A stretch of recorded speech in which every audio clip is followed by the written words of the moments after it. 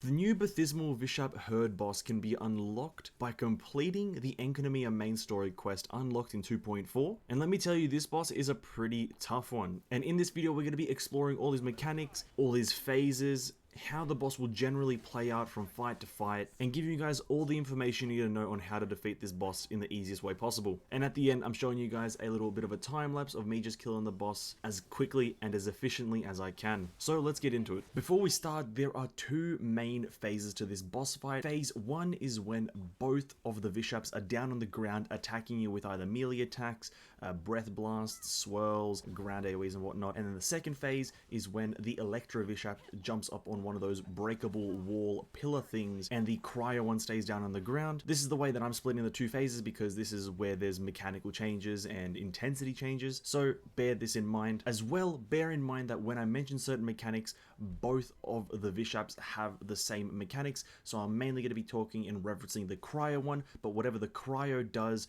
the Electro also does when on the ground. There are two different types of attacks that this boss has. There are attacks that they do in tandem, so with each other, and there are also attacks that they do by themselves, so whenever there's one Vishap on the ground. And we'll talk about the latter first, so mechanics that the Vishaps have by themselves. The first and most important one is the energy blast from the mouth. They will kind of reel up and start to charge up like a mouth energy blast, and once they fire it off, it'll go towards you in a linear line, doesn't follow you in any way, and when this hits you, it will deal a pretty hefty chunk of damage as well as drain pretty much all your energy. And if you don't have any energy on you, then it will also deal extra damage as well as damage through shields if you don't have any energy. Quite easy to avoid, to be honest. It is fired in a very slow fashion and in a line towards your position from its firing point, so just kind of dash to avoid it. And the next attack that they do by themselves is where the Vishap will stick their nose or mouth in the ground, probably suck up some weird like earth juice,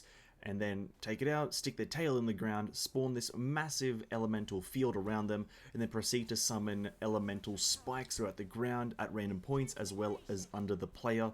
This one's quite an obvious one. It spawns a massive field, so obviously don't stand in the field if you want to avoid damage. This one doesn't have any energy drain behind it, so don't worry about like putting on a shield and then standing in front of it, but it does deal a hefty amount of damage if you don't have a shield or maybe something like a Gene field down. And the only other one worth mentioning is when the Electro Geo Vishap is up on the wall, he does another energy blast. It doesn't look the same as the first energy blast, but it acts the same. It just hits the player and takes away their energy and does a lot of damage. This one does have a slight homing mechanism though. And the only other thing other than that they have by themselves is like a few melee swings with their arms, a spin attack, and a slide-like attack. Nothing really worth mentioning. Moving on to their abilities in tandem, there are two of these, and the first one is this barrage of electro and cryo crystals. They do this by jumping to like one side of the circle or one edge of the circle. They do this little dance, they put their tails together, summon a black hole or a vortex looking thing, and they begin to barrage you with electro and cryo crystals.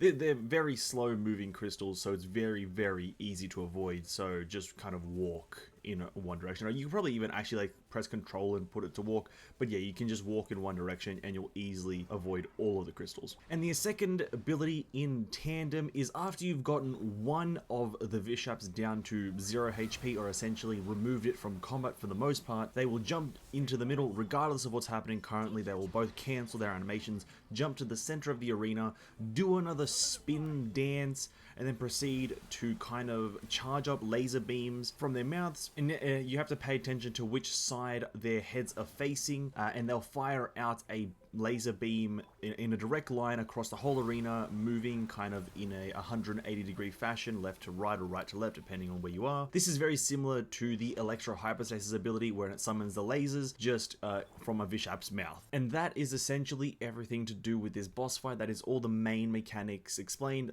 i.e. all of them. There is another mechanic where once you kill one of the Vishaps, they will jump into the water and kind of act as a side character, firing missiles at you, but that's not really worth noting. It's not going to be that impactful. So now I'm going to just play my kill video of this boss, me just trying to kill the boss as quickly as possible, showing you guys just the general run of the fight. And what you see in this video or in this clip will be 99% of the time what happens in this fight. This is one of those fights that's very linear. always happens the same time. Nothing changes unless you want to change how you do it. So with that, I hope you guys enjoy the video, hope you guys enjoy the fight, and hope you guys learn something. Like, share, subscribe, all that good stuff with this video, and peace out, homies.